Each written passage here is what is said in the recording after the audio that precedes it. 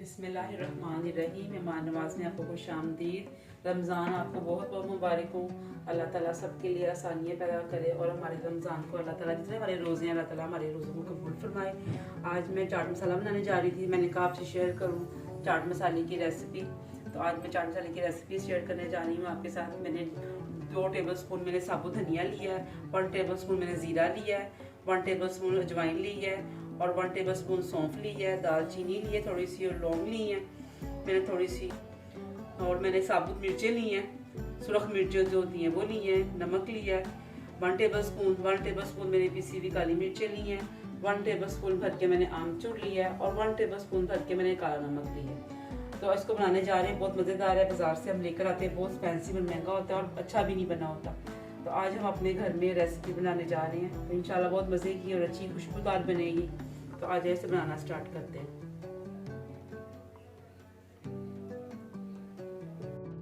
ये साबुत धनिया, ज़ीरा, लौंग, दालचीनी, सौंफ और ये अजवाइन ये मैं इसमें डालने जा रही हूँ। इसको हम हल्का सा भूनेंगे, इसकी खुशबू के लिए इसको हल्का सा भूनेंगे हम। तो हल्का सा हम भूनने जा रहे हैं। ये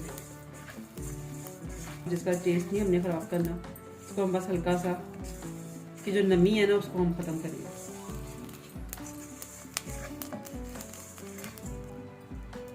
अब इसमें मैं ये सुर्ख मिर्चें साबुत ये डालने जा रही हूँ। इसको हम हल्का सा इसको भूनेंगे इसमें।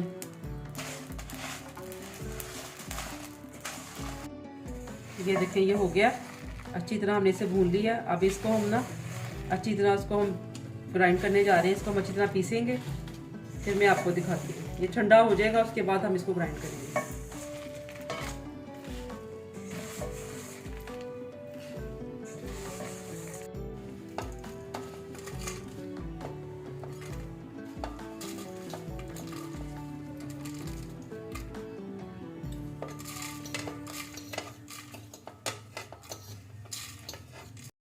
चाट मसाला हमारा तैयार हो गया हुआ है। ये खुशबूदार बनना है, बहुत मज़ेदार बनने जा रहा है ये, और खाएंगे तो बहुत मज़ा आएगा खाने का। अगर आपको मेरी ये वीडियो पसंद आए तो आपने इसे लाइक शेयर ज़रूर करना है और अपनी दुआओं में रमज़ान में याद रखना है।